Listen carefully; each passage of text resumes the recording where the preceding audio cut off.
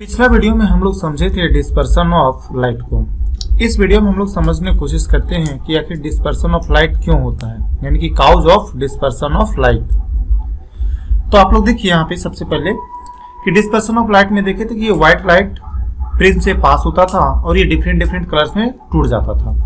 तो यहाँ पे थोड़ा समझने की कोशिश कीजिए, अगर ये व्हाइट लाइट को यहाँ पे प्रिज्म जो एक दूसरा मीडियम था, इधर तो लेट से कि हम लोगों का एयर था और ये प्रिज्म को एक दूसरा मीडियम हो गया और एयर को एक दूसरा मीडियम हो गया।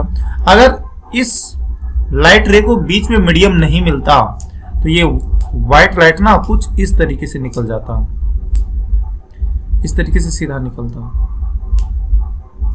लेकिन बीच में मीडियम मिलने के कारण ना ये व्हाइट लाइट अपने रास्ता को भटक गया है।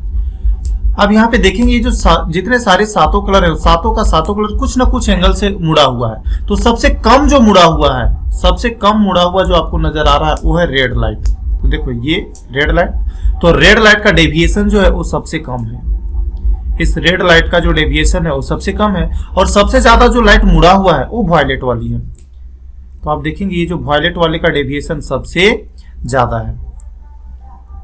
तो मेन जो कारण होता है लाइट का डिस्पर्सन होने का, वो कारण होता है इसका डेविएशन। यानी कि जब व्हाइट लाइट एक मीडियम से दूसरा मीडियम में जाता है तो वो डेविएट हो जाता है और यही मेन कारण होता है लाइट के टूटने का। यानी डिस्पर्सन ऑफ लाइट का यही जो होता है वो मेन कारण होता है। तो अगर यदि आपको एग्जाम में पूछा जाता है कि what is the cause of dispersion of light, तो आप बोलेंगे कि deviation suffered by them when they pass through a prism, कि प्रिज्म के थ्रू जब लाइट पास होता है तो उसके कारण लाइट रे में डेविएशन आता है और यही डेविएशन इसका मुख्य कारण हो गया।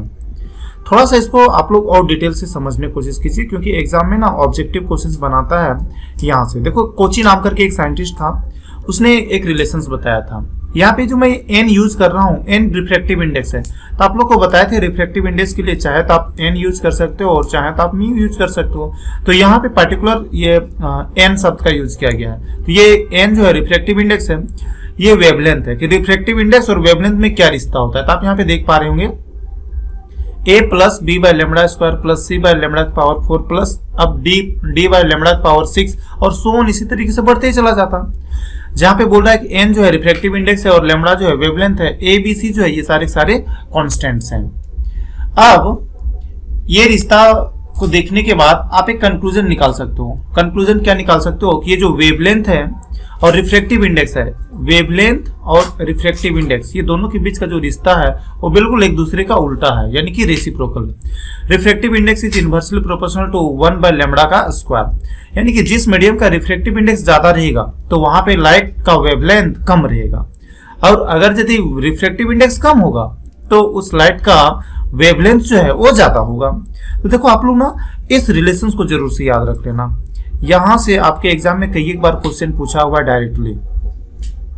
तो ये क्या बोलता है कि अगर डेविएशन कम होता है, लाइट रे अगर कम मुड़ता है तो पक्के से समझना कि उसका वेवलेंथ ज्यादा है, और अगर उसका वेवलेंथ ज्यादा है उसका मतलब ये हुआ कि उस मीडियम का जो रिफ्रैक्टिव इंडेक्स है वो कम है। आपके लिए ये ना सुपर डुपर इंपॉर्टेंट है एग्जाम्स के लिए, तो आप इसको जरूर से याद रख लेना।